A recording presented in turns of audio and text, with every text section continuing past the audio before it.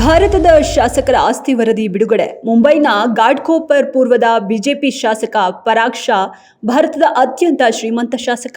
KPCC ಅಧ್ಯಕ್ಷ, ಕರ್ನಾಟಕದ ಉಪಮುಖ್ಯಮಂತ್ರಿ ಡಿಕೆ ಶಿವಕುಮಾರ್ 1413 ಕೋಟಿ ರು ಆಸ್ತಿಯೊಂದಿಗೆ 2ನೇ ಸ್ಥಾನ.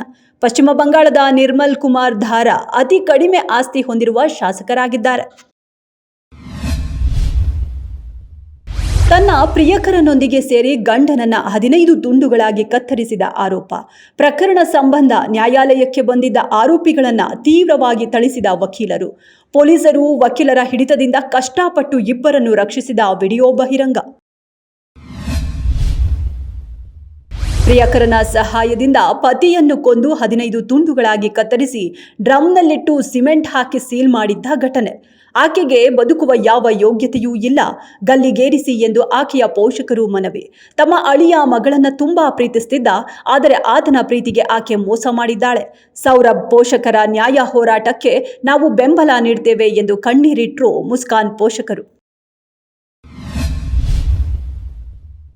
ಚಾಂಪಿಯನ್ ಪಟ್ಟ ಅಲಂಕರಿಸಿದ ಟೀಂ ಇಂಡಿಯಾಗೆ 58 ಕೋಟಿ ರುಗಳ ಬೃಹತ್ ನಗದು ಬಹುಮಾನ ಘೋಷಿಸಿದ ಬಿಸಿಸಿಐ.